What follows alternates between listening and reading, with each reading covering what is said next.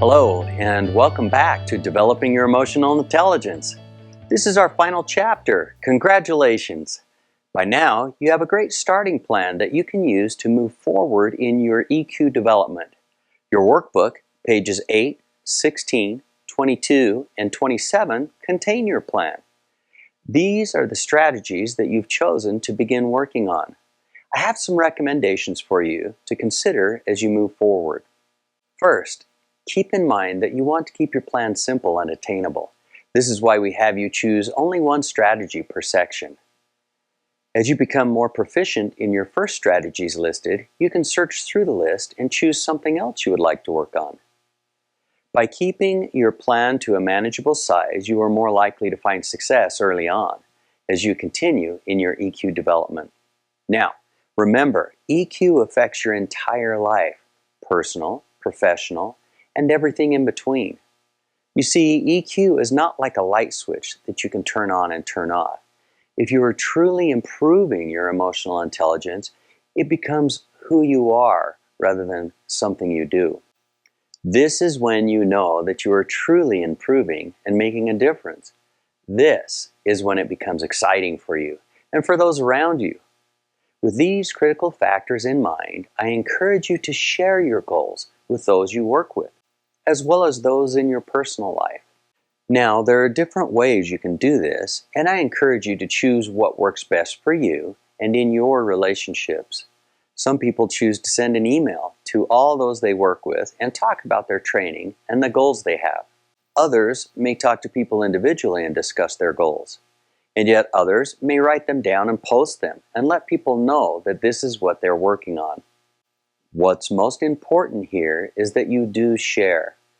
By doing so, others can help you.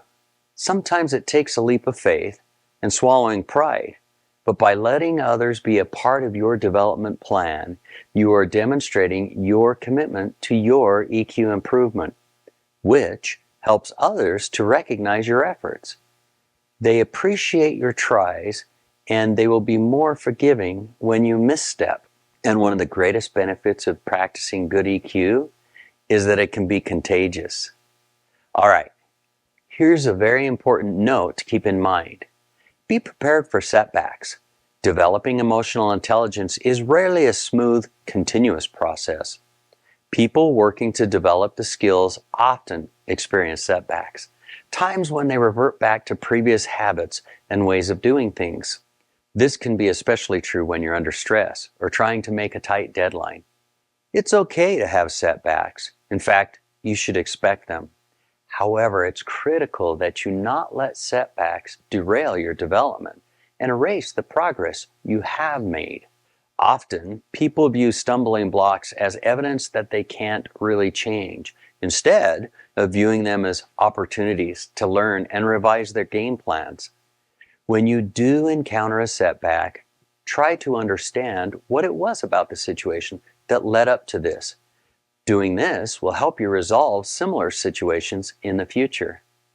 Remember, these videos are always available to be used as a refresher, whether you want to look at a specific section or go through the series again. I invite you now to make the commitment to take hold of your plan. Share it with those who can help you and will be most impacted by your efforts. And enjoy what will be one of the most impactful developmental opportunities you'll be a part of. I'd like to leave you with one final thought, as was quoted by Maya Angelou, famous poet and author. People will forget what you said and what you did, but they will never forget how you made them feel. Take care and best of luck in your EQ future.